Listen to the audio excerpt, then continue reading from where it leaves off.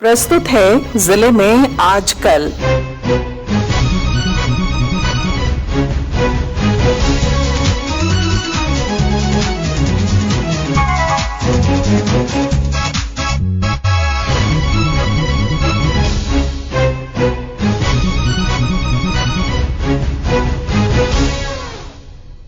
इस अंक में आप सुनेंगे पलामू जिले की ताजा गतिविधियों पर हमारे संवाददाता की रिपोर्ट।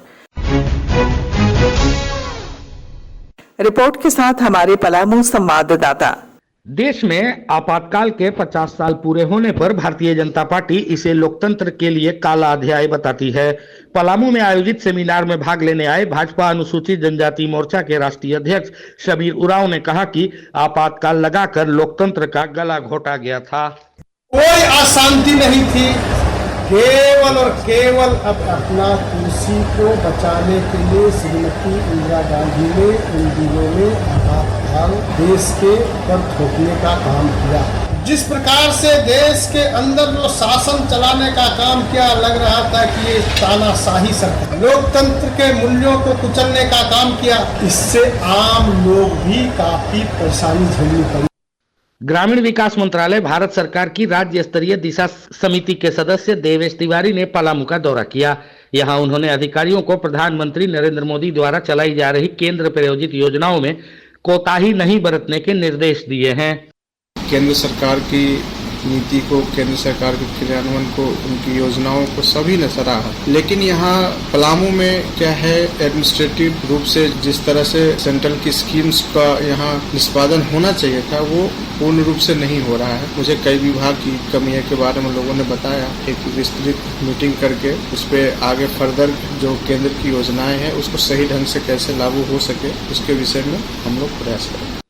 राष्ट्रीय खेल नीति 2025 को मंजूरी मिल चुकी है। यह नीति खेल परिदृश्य को नया आकार देने और खेलों के माध्यम से लोगों को सशक्त बनाने की दिशा में ऐतिहासिक पहल है। इस नीति को लेकर पलामू में भी उत्साह है। जूडो संघ के सचिव सुमित बर्मन ने इस नीति के लिए प्रधानमंत्री नरेंद्र मोदी का आभार जताया है।